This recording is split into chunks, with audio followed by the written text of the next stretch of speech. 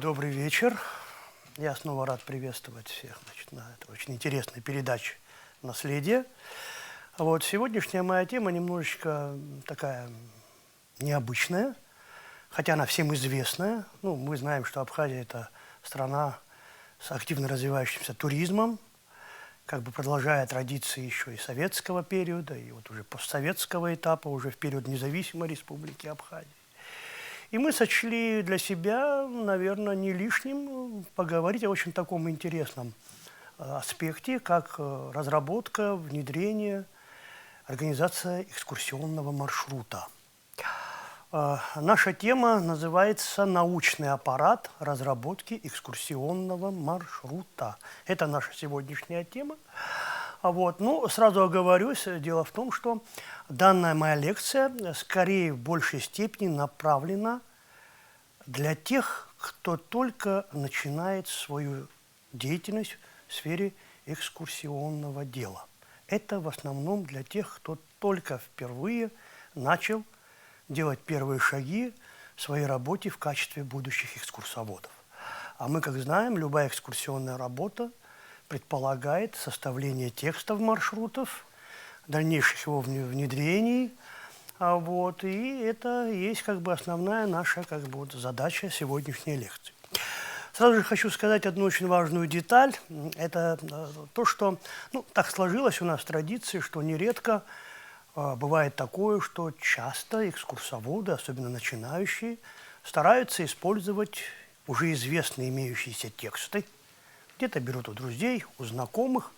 Это неплохо, но это не есть совсем хорошо, потому что качество твоей работы уже изначально определяется на самом начальном этапе, когда ты сам начинаешь работать, сам создавать текст и сам разрабатывать свою собственную методическую базу своей же будущей экскурсии, а, соответственно, и своего экскурсионного текста. Суть нашего доклада будет посвящена очень такому интересному аспекту. Это использование всего того научного пласта материалов, который необходим для составления текста. Что же это такое? Дело в том, что при составлении маршрута, а мы взяли в качестве примера, как один из таких примеров, взяли небольшой отрезок маршрута, это примерно от села Гичрипш, или, скажем, Псоу, до города Пицунда. И сегодня мы поговорим о том, как на этом небольшом отрезке маршрута правильно, грамотно разработать концепцию текста и, главное, использовать те базовые данные, касающиеся истории, природы, хозяйства и многого другого. Хочу сказать, что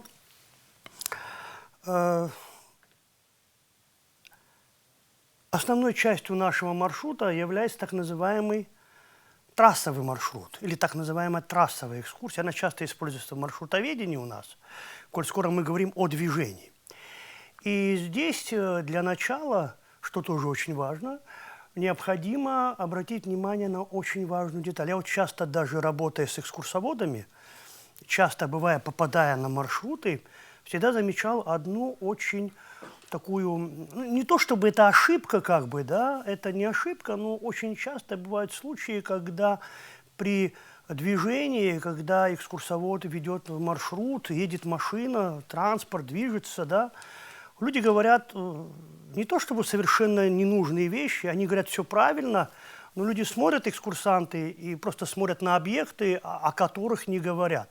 Поэтому на экскурсии самое главное, и это надо учитывать в экскурсионной работе и при составлении экскурсионного текста, надо учитывать самый главный принцип – это визуализация и пообъектный показ. Без этого экскурсии нет. Что такое экскурсия, все знают. Экскурсия – это показ объекта и рассказ. Если это просто рассказ, это просто лекция. А экскурсовод должен рассказывать именно о том, что непосредственно визуально видит твой гость курорта, твой экскурсант, который сидит с тобой в определенном, скажем, транспортном средстве, скажем так. Начало разработки текста экскурсионного, как же его начать делать? Это часто задаваемый вопрос, который задают мои первые студенты, которые впервые приходят на наши лекции. Им интересно, мы, говорит, не знаем, как начать нашу экскурсию. Вот как нам ее начать организовывать? А ответ очень простой. Его очень легко сделать, если мы используем тот самый метод пообъектного показа. Но мы его не будем пока показывать в практике. Мы его пока будем делать на бумаге, вот здесь у нас как бы, да. Вот. И для этого мы должны сделать следующее. Берется карта, обычная географическая карта. Ну вот, например, вот здесь вот мы видим карту, да, вот она у нас представлена здесь. Вот. И сразу разбиваем ее как бы на две составные блока. Первый блок, ну, понятно, есть история общества, но история общества не может развиваться вне истории природы. И, конечно же, первое, что мы берем за основу, это непосредственно природный блок, так называемый. Мы должны сделать следующее. На карте примерно представить наш маршрут, а мы взяли маршрут, скажем, Дичи-Рипш-Псоу и Пицунда, и примерно наметить те базовые географические блоки, которые мы можем визуализировать, можем видеть как реальные объекты, которые нам видны, когда мы едем. Вот мы здесь разбили эти блоки, они даже видны у нас на карте. Вот смотрите, вот здесь вот у нас вот цифрами обозначено 1, 2, 3, 4, 5, 6, 7 и так далее. То есть мы показываем следующие объекты. Самые крупные визуальные объекты у нас попадается Гагарский хребет, Черноморское побережье. Дальше идут крупные речные долины. Далее мы заходим на Гагарский карниз, так называемый. Вот. Далее начинается территория Гагарского хребта, это так называемый хребет Мамзышха. Дальше по дороге мы уже идем, у нас получается уже Пицунда-Бзыбская низменность, Пицунский мыс и, собственно, Пицунское побережье с Пицунским заливом. Вот это мы расчерчиваем на карте, вот она здесь у нас представлена. Вот. И начинаем постепенно складывать материал из вот этих вот показанных вот пообъектных вот этих, да, вот точек, которые мы... Он должен идти по принципу последовательности. То есть мы должны мысленно, визуально представить, какие географические объекты будут следовать один за другим.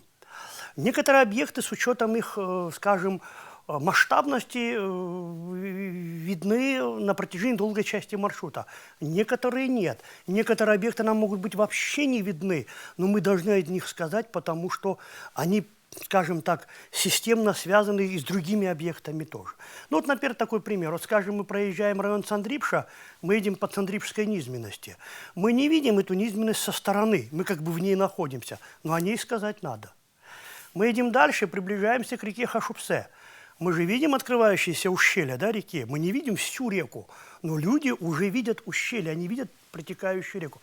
Конечно, мы о ней должны сказать. Едем мы дальше, проезжаем мимо того места, где располагаются белые скалы. Мы их визуально не видим, но мы о них тоже говорим, потому что это объекты, которые представляют собой интерес с точки зрения будущих экскурсионных поездок. Понятно, да? Когда мы эти объекты разбиваем, мы уже можем себе для удобства начать с этой последовательностью вносить эту запись и уже начинаем работать постепенно с материалом. Вот. Значит, есть еще другой вариант. То есть мы используем как бы принцип картографический, но мы можем сделать и принцип схематический.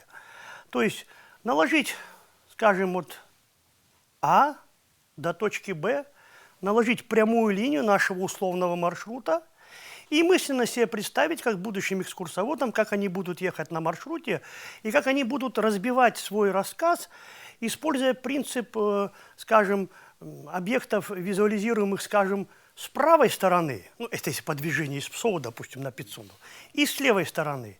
И отметить их такими, как бы, вот здесь даже на схеме есть, там опять-таки 1, цифра 2. И вот эта схема постепенно даст тебе выработать вот этот общий скелет, который уже создаст тебе скелет будущего маршрута. Но это лишь часть, связанная с географическими объектами. Ну, давайте немножко пробежимся по объектам географическим, наиболее значимым. Ну, во-первых, Цандрипская низменность. Это миниатюрная долина. Ну, миниатюрно она называется еще и потому, что мы, наверное, знаем, что с территории примерно от реки Псоу до Сухума и чуть дальше у нас отсутствует сплошное простирание равнин. Они разбиваются на небольшие такие островки у нас, да, и местами перегораживаются выходами горных массивов. В районе нашего отрезка от Псоу до Пицунды это две крупные равнины. Сандрипская низменность или миниатюрная долина и Пицунская миниатюрная долина. Их перекрывает выход того самого Гагарского карниза. Об этом тоже говорить, конечно, надо будет, безусловно. Когда мы едем по территории, только начинаем движение, ну, понятно, что существует еще понятие общего рассказа, вступительной части. Мы эту часть оставим, потому что она такая шаблонная, она всем известная, да, общее представление о республике, символы, ну и так далее, то, что мы говорим, когда начинаем вступительную часть нашей экскурсии. Но экскурсантам необходимо на экскурсии опять-таки рассказать о том, что они реально видят. И это самый главный принцип. Мы видим Гагарский хребет, мы видим равнину, мы идем дальше. И уже здесь начинается разворачивание тематики. Что такое Гагарский хребет? Ну, хребет, он хребет. Таких хребтов в Абхазии очень много. Если экскурсант, экскурсовод, который начинает свою экскурсию, он сможет понять главное, Гагарский хребет, и начинается разворачивание темы. Там что у нас получается? Знаменитые карстовые массивы, знаменитые наши пещеры. И здесь одна очень важная деталь. Дело в том, что во время экскурсии, когда мы говорим о географических объектах, мы должны понимать, что некоторые части нашей концепции рассказа во время экскурсии должны наперед предвосхищать те объекты, которые они увидят в перспективе. Ну вот, например, вот такой элементарный пример. Ну вот, например, Гагарский хребет, опять-таки, то же самое. Мы рассказали о карсте немножечко, мы рассказали об этих знаменитых наших пещерах, и мы рассказали о гидрогеологии района, ну, в общих чертах, конечно. И тут же мы едем, проезжаем наш знаменитый Гагарский карниз, о котором мы тоже должны сказать, да, и мы видим реку Репруа, мы видим те самые субмаринные источники, а они-то порождены этими пещерами. То есть, видите как, рассказывая в предыдущей части о, скажем, мы можем наперед уже предвосхитить будущий объект показа. То есть мы подъедем через некоторое время к той же реке Репруа, скажем, а помните, вот мы вам рассказывали о знаменитых Гагарских пещерах, помните, говорили о гидрогеологии, о том, как рождаются воды в подземных вот этих системах. Вот вам элементарный пример, вот она, эта река, самая короткая река мира. Река Репруа, или правильно, как ее называют по-абхазски, река Хапырыш, да? Вот. То есть это один из таких примеров, который позволит будущим работникам экскурсии, будущим экскурсоводам составлять свой текст. Вот этот момент очень важный, конечно, для нас. Вот. Ну и скажем, что давайте не будем забывать о том, что те объекты, которые и визуализируются, скажем так, например, визуализируются частично. Вот опять-таки Хашубское ущелье. Ну, когда мы рассказываем про Хашубское ущелье, мы, конечно, говорим о реке Хашубсе. Мы можем успеть, а можем не успеть рассказать ее характеристику общую. Длина, какие реки входят, скажем. Но Хашубское ущелье – это же такая, знаете ли, естественная историческая ландшафтная зона. Ведь там же располагаются и объекты природного наследия, спелеообъекты, о которых мы говорили. Ну и знаменитый Хашубсинский каньон. Вот, пожалуйста, который сегодня очень бурно, модно используется, значит, в экскурсионном деле. То есть этот объект мы пока не видим, он нам не визуализируется, но мы о нем уже можем сказать, потому что в перспективе его также можно будет использовать. То есть об этом сказать надо. То есть о некоторых вещах, которые даже не визуализируют, мы должны говорить как наиболее важных, конечно, которые в перспективе могут быть использованы в качестве экскурсионной части маршрута. Вот. Ну и в продолжение хочу сказать, что особое место, конечно же, должна занимать абхазская топонимика. Вот мы сейчас связали ее с природой, Почему? Вот я как-то один раз имел возможность, значит, сам сел в машину, поехал от Псоу до Бзыби, вернулся на Пицунду, доехал до рыбзавода, и вы не поверите, я полностью в своем рассказе использовал только наши географические абхазские названия. Вы знаете, на одних только географических названиях абхазских, вот эта традиционная абхазская топонимия, гидронимия, это колоссальная кладезь информации. Конечно же, экскурсант, который преимущественно русскоязычный, конечно, ему будет очень сложно понять структуру абхазского языка, но мы же ее начинаем раскрывать. И когда мы говорим о каком-то объекте и даем ему абхазское название, и в дальнейшем делаем некую такую расшифровку этого названия, она заставляет экскурсанта, если ты хороший мастер рассказа, заставляет экскурсанта превращаться, как бы он становится актером этого огромного, громадного и очень такого интересного, вот этого театрализованного представления, вот этого традиционного быта, традиционной жизни, традиционной, скажем, повседневности абхазов, окруженной вот этой природой. А все это дает географическое название. Поэтому без географических названий абхазских практически экскурсия сводится на нет. Вот я ее всегда использую. Касательно не только исторических объектов, но и касательно объектов, конечно, природных. Это действительно правильно. Это так и должно быть. Ну, элементарный пример. Вот географическое название город Гагра. Ну, он имеет разные варианты названия. Ну, в основе, как уверяют некоторые лингвисты, лежит древняя абхазская глосса Гагыра, да, связанная с ландшафтными особенностями местности. Вот, пожалуйста, уже раскрывается картина. Возьмем реку Гагрипш. Предполагается, что в основе него лежит некий антропонимический, да, вот там древний род Хагбы, когда-то было святилище, ну, если верить, опять-таки, лингвистам, специалистам, вот уже, пожалуйста, раскрывается новая тема.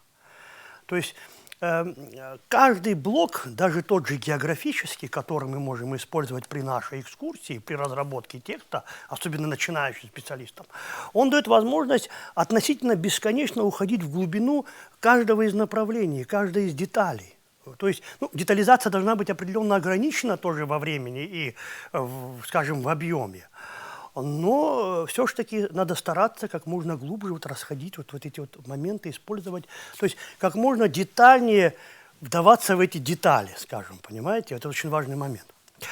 Ну и хочу сказать, что вот, географический блок, вот, он очень нам помогает вот, с точки зрения пространственной ориентации. То есть карта, сразу же выкладываем картину, видим эти объекты, изучаем их, накладываем на этот общий вектор схемы, и уже у нас вырисовывается картина последовательности построения твоего текста. Это так и есть называемый пообъектный показ. То есть визуализация объекта и его пообъектный показ вот в этой купе. Переходим к исторической части. В основе лежит природа. Она порождает общество, а, как известно, история Абхазии, она не может быть неразрывна с ее природой. Ну, вот здесь на карте у нас изображено, значит, ну, можно так сказать, вот схема номер 2, карта исторических объектов Гагарского района, ну, потому что мы едем как бы по Гагарскому району, и начинаем себе представлять, видеть, опять-таки смотреть, и географически определять точки, где находятся географические, вернее, вот эти исторические объекты. Опять-таки по принципу последовательности. Ну, смотрите, для, скажем, основной части визуализации объектов, к сожалению, на маршруте между, скажем, района Гичрипша и Псоу почти до города Гагра объекты исторические не визуализируются. Их там не то чтобы нету, они там присутствуют, но эти объекты не видны. Но невидимый объект, как сказать невидимый, он не виден лишь потому, что маршрут трассовый, это трассовая экскурсия, она идет по центральной дороге.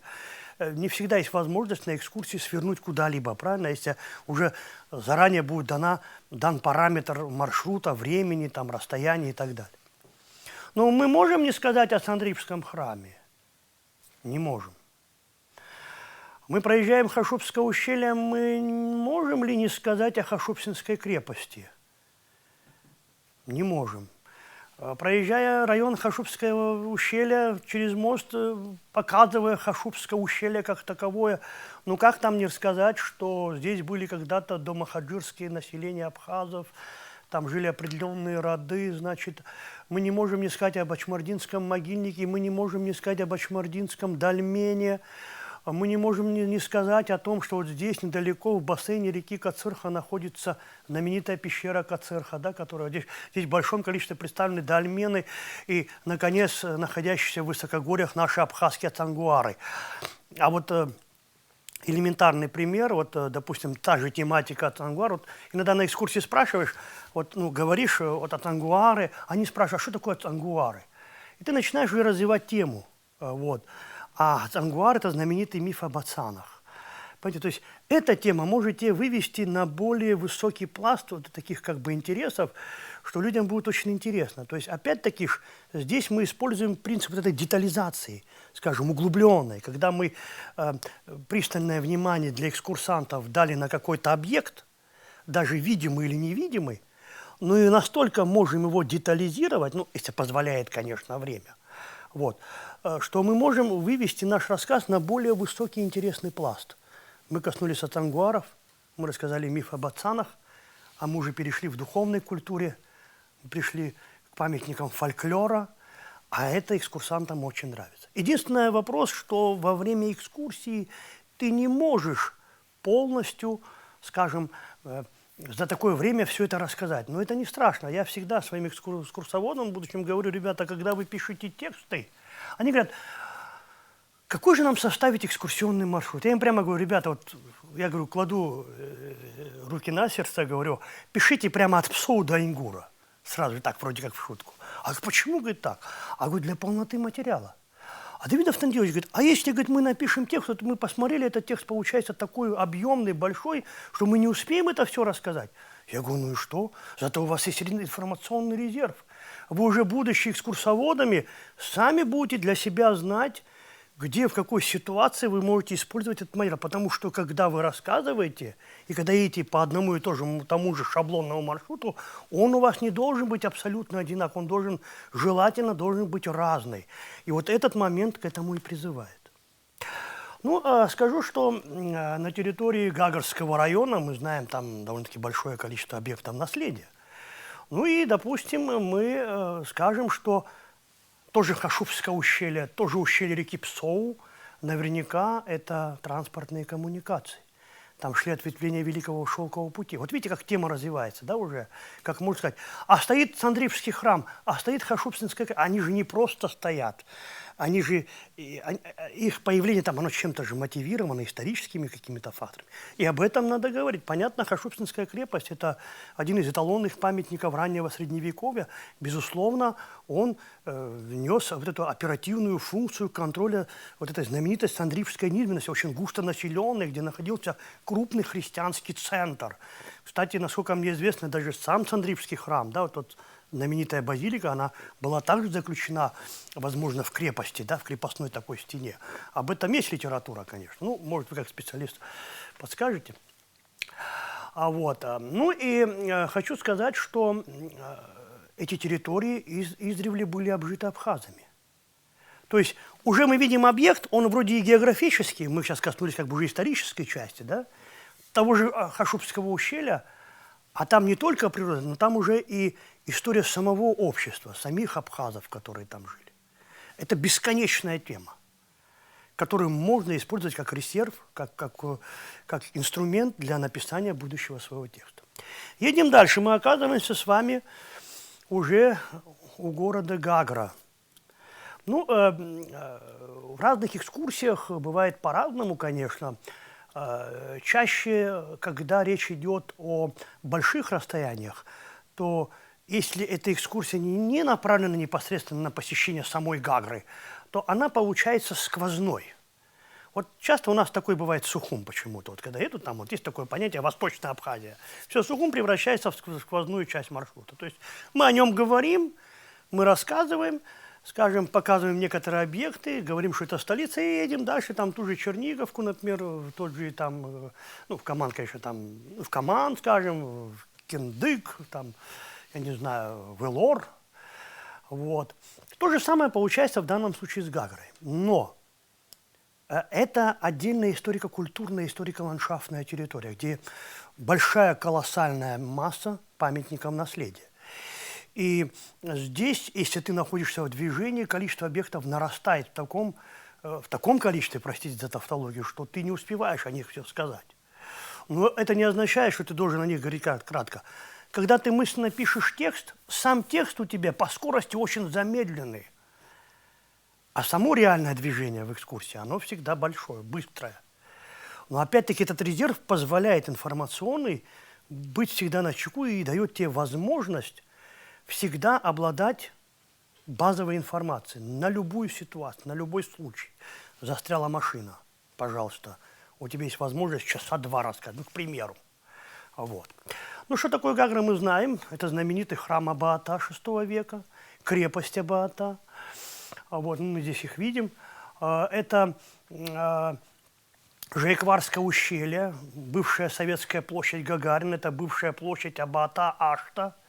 Мы знаем, что есть Лыхнашта, Мыквашта. Таких площадей, видимо, было немало в Абхазии, где также собиралось. Вот этот акцент на вот эту традиционность абхазскую обязательно, вот это им очень нравится. Вот. Ну и, конечно же, здесь, на территории Гагры, это довольно-таки большая концентрация памятников гражданской архитектуры времен создания курорта в начале 20 века. Это бывший дворец, который почему-то ошибочно называют замком. Хотя он, конечно, не замок, это просто дворец. Ну, не просто дворец, это дворец. Вот. Знаменитый ресторан и знаменитый наш Гагарский Приморский парк. Я как-то на одной из лекций, по-моему, рассказывал о структуре вот этого вот, значит, ландшафта города Гагра. Да? Это очень интересная тема. Вот. Ну и, проезжая нашу Гагру, мы оказываемся в селе Псахара. Значит, особое внимание я хотел бы обратить на то, что очень часто экскурсантов интересует тема уже из новейшей истории Абхазии. Вот я замечал такую деталь, вот, допустим, едем по Гаграм, проезжаем наш памятник славы в Гаграх стоит, да? Бюст Владислава Григорьевича Ардземба, значит. Ну, обязательно ты об этом должен сказать, даже не вкратце, даже можно и остановиться, потому что для нас памятников у нас много. Но есть памятники, которые связаны с нашей недавней историей. Как бы мы ее, как бы изнутри ее пережили, да, скажем. Вот. Конечно, такие символические памятники, мы на них должны особенно акцентировать. И, кстати, для экскурсантов это наиболее интересная тема. Они очень часто задают такие вопросы, именно связанные с новейшей историей нашей Абхазии. И вот такие памятники, как, допустим, памятник славы в Гаграх, рядом бюст Ардземба. Я почему про Псахару сказал, там у нас недалеко стоит памятник Виктору Шершеля, да, вот этот БТР, БРДМ, да. Очень часто наиболее такие вот, которые заинтересованы отдыхающие, они часто останавливаются, смотрят, фотографируют. Вот. То есть, когда мы говорим об исторической составляющей вот этого блока, да, экскурсионного, будущего нашего, конечно, очень важно акцентировать внимание на новейшей истории тоже, безусловно.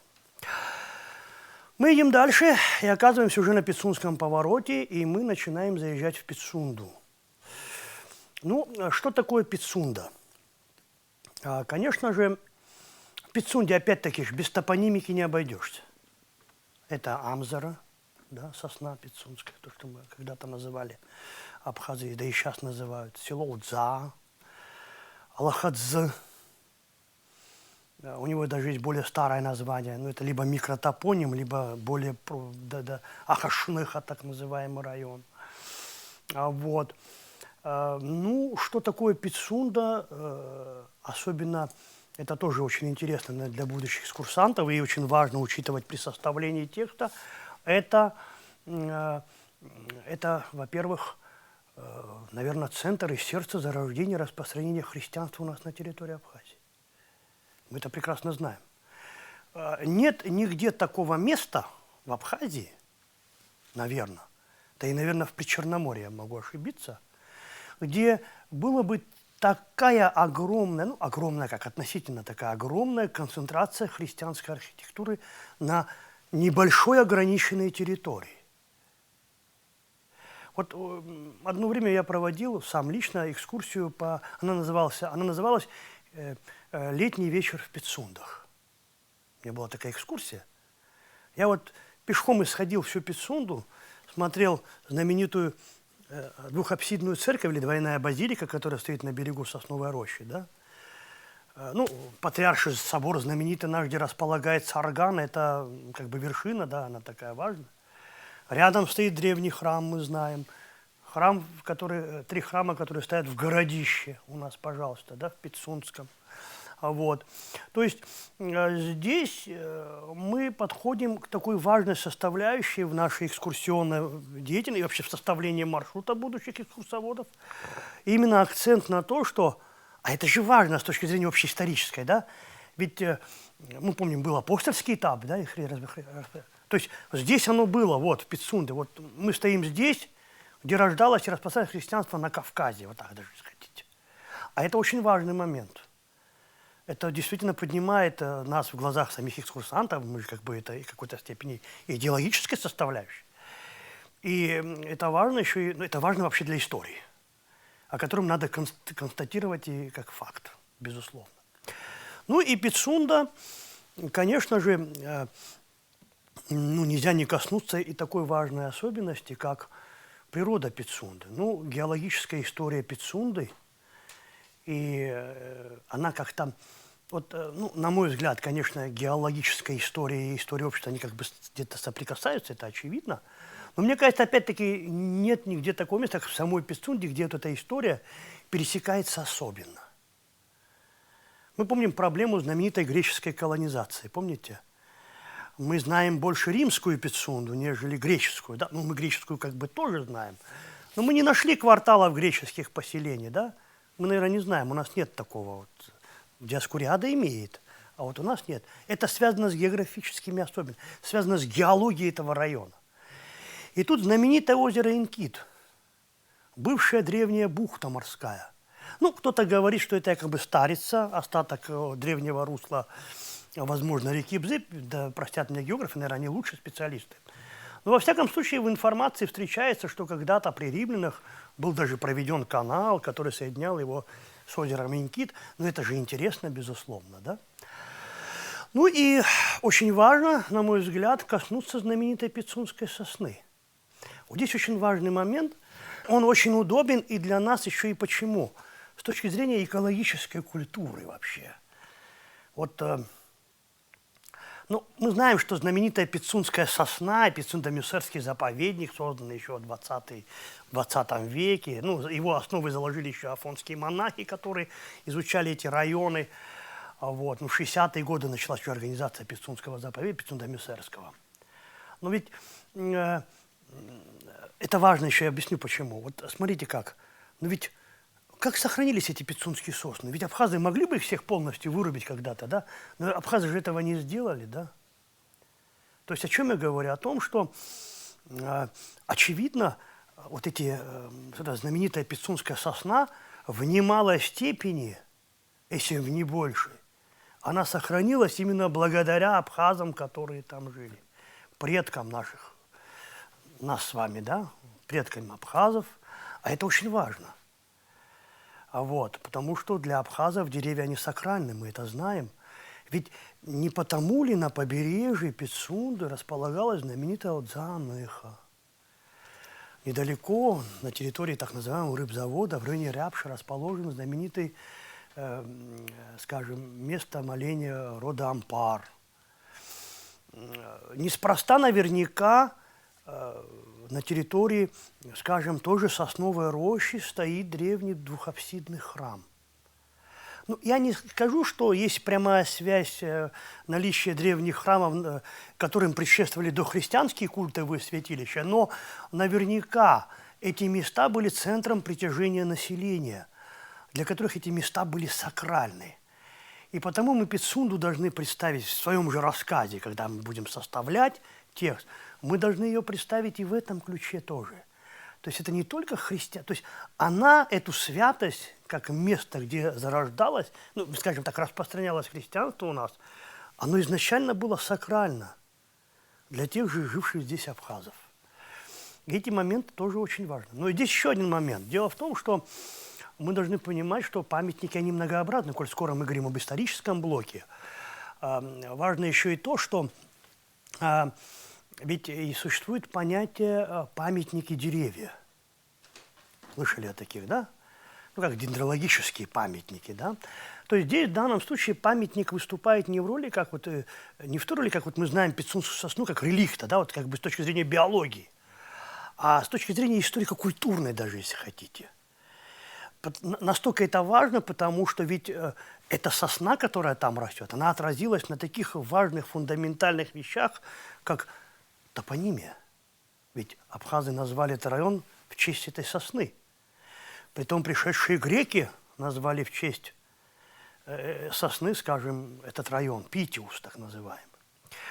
Вот подобные моменты, они позволяют нам вот как бы обрисовывать вот эту картину, то есть уже концепция экскурсии будущей, когда только начинающий экскурсовод будет его составлять, вот эта схема, вот эта модель, она обязательно поможет понять принцип построения, вот этой последовательности, соединения этих двух блоков географического, природного и, соответственно, исторического, вот в этой общей единой концепции пространственной, да, вот это пространственного расположения объектов, которая позволит визуализировать эти объекты, представлять себе, что он говорит о тех объектах, которые непосредственно видят экскурсанты, и накладывать его на эту общую концепцию рассказа и показа.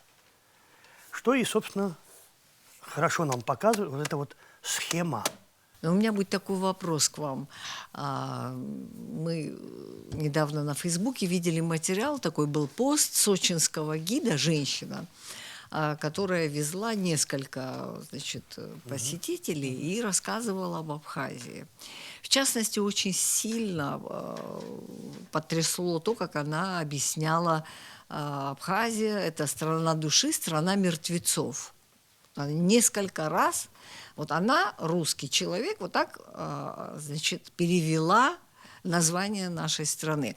Скажите, вообще есть какой-то контроль вот со стороны наших экскурсоводов вот по поводу тех, кто приезжает к нам и рассказывает вот такие небылицы? И, кстати, это не один случай, очень много случаев, которые публикуют, что они вообще говорят о нашей истории. Вопрос очень сложный. Он все-таки должен быть на уровне государственной политики. Мы не сможем остановить людей, которые стоят на границе, переезжают границу и будут рассказывать все, что угодно. Мы не сможем этого сделать. Или мы сможем, но это будет очень сложно. Экскурсионное дело, туристический бизнес – это бизнес. Люди его представляют как возможность заработать деньги. А там, где есть возможность заработать деньги, человек иногда готов пойти на определенные шаги, которые приводят к подобным вот случаям, о котором вы говорили. Дилемма здесь такая. Либо совсем их не пускать, что вряд ли мы сделаем в условиях нашей Абхазии. Это очень тяжело. Либо как нам сделать так, чтобы они были грамотными экскурсоводами, но уже российскими. Но здесь мы столкнемся с проблемой, связанной с экскурсоводами нашими. Это в какой-то мере незримая, ну, не то чтобы конкуренция. Ну, с одной стороны, я согласен с тем, я так человек, занимающийся наукой, и в какой-то мере посвятивший себе уже и вот этой части своей деятельности, конечно, для меня очень важно, чтобы экскурсовод, который ведет рассказ экскурсионный об Абхазии, а ведь это идеологическая составляющая, ведь это лицо государства. Первое впечатление экскурсанта, который впервые оказался в Абхазии и рассказывал, услышал не очень хороший рассказ, конечно же, оно его не то чтобы отвратит, но оно даст ему некое ложное представление об объективной реальности, об объективности истории вообще. Сложный вопрос, но как мы сможем обучить допустим, тех, кто приезжает у нас оттуда? Никак. А как мы сделаем так, чтобы они к нам не приезжали? Как это сделать? Тоже никак. Это очень сложный вопрос. Это рынок, вы знаете, я скажу даже больше, к сожалению, эта тенденция будет расти.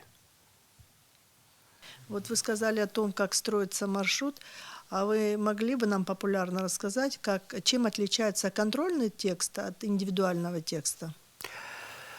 Контрольный текст – это так называемый контрольный КТ, да? Да, контрольный текст.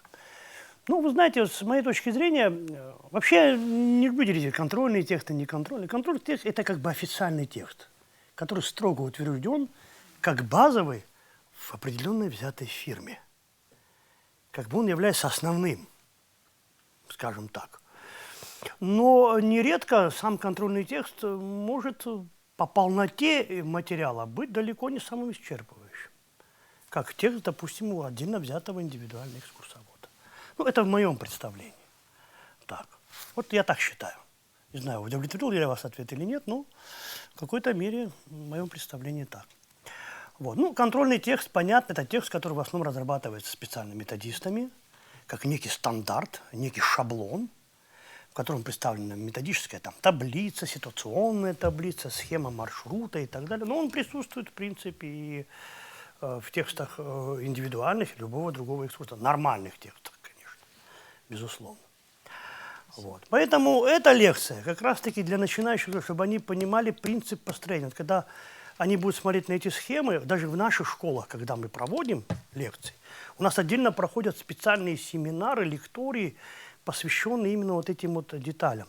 Вплоть до того, что мы детализируем даже и делаем так, что, допустим, берем район, допустим, въезда в Зыбское ущелье и начинаем концептуально разрабатывать вот визуальный объект и разрабатывать его таким образом, чтобы была общая концепция.